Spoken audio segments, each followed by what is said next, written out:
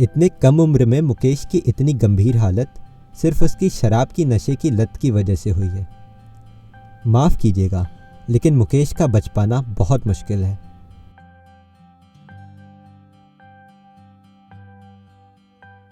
और मास्टर जी कैसे हैं?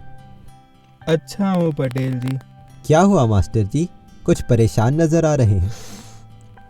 क्या बताऊँ पटेल जी, आजकल मुझे सांस लेने में बहुत तकलीफ हो रही है।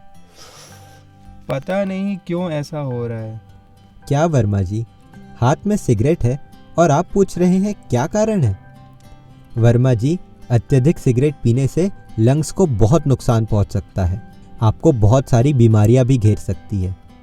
सिर्फ सिगरेट की वजह से क्यों अपने स्वास्थ्य को खराब कर रहे हैं? वर्मा जी, मैं हर दिन नए मरीज को देखता हूँ। बहुत तरीकों के कैंसर, जैसे कि किडनी का, लिवर का तथा भयानक बीमारियों से ग्रसित लोगों को देखता हूँ, और उनकी ये सारी हालत सिर्फ नशीले पदार्थों के कारण हुई है।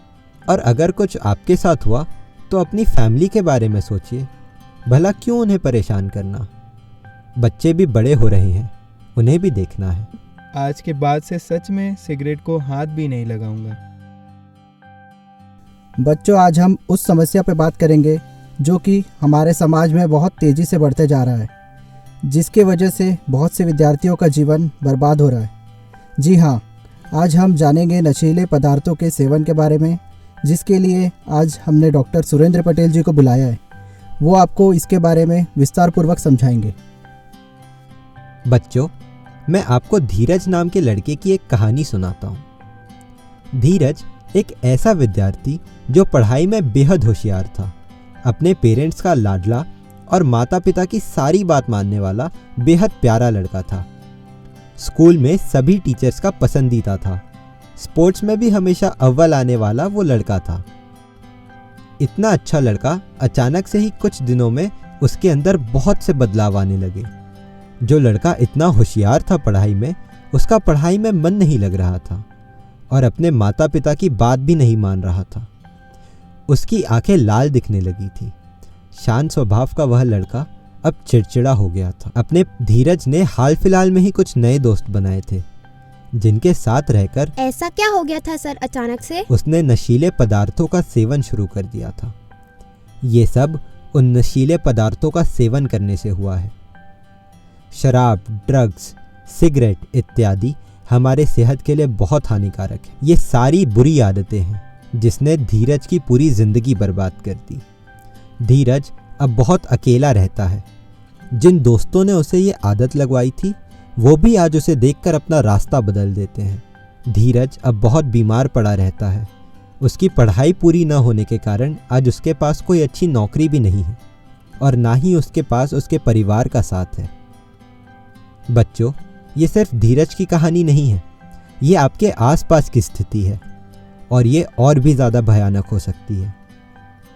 इसलिए मैं आपको यह बताना चाहूँगा कि कभी भी ऐसी दोस्ती ना करें, और अगर आपका कोई दोस्त है जो इन नशों में पड़ गया है तो उसे समझाइए कि ये सारी चीज़ें हमारे मानसिक और शारीरिक स्थिति पर बहुत बुरा असर डालती है। ऐसे बच्चे का पता लगने पर टीचर्स को उन्हें दंड नहीं देना चाहिए, बल्कि एक सुरक्षित और विश्वसनीय वातावरण बनाकर उन्हें समझाना चाहिए।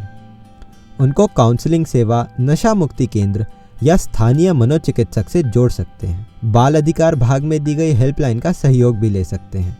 तो बच्चों, आज हमने नशीले पदार्थों का सेवन के बारे में जाना कि किसी भी तंबाकू, गुटखा, शराब, स्पिरिट, ड्रग्स इत्यादि समेत अन्य नशीले पदार्थों का बार बार प्रयोग करना हमारे शारीरिक एवं मानसिक स्वास्थ्य के लिए हानिकारक होता है। नशीले पदार्थों का सेवन का संकेत हो सकते हैं लाल आंखें, पीली त्वचा, खराब अभद्र भाषा, सीधे चलने में कठिनाई, सोने में कठिनाई, वजन का कम होना या बढ़ना, खुद को साफ न रखना।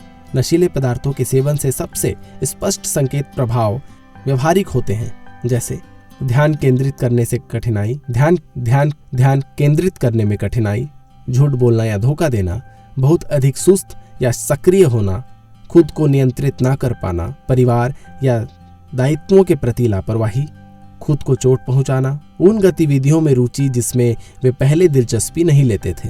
याद रखें, आप दवा तभी ले सकते हैं जब माता पिता या कोई विश्वसनीय वयस्क आपको दवा दे। ऐसी दवा लेना जो आपकी नहीं है या जब आपको इसे लेने के लिए कोई विश्वसनीय वयस्क द्वारा निर्देशित नहीं किया गया हो तो आप बहुत बीमार हो सकते हैं।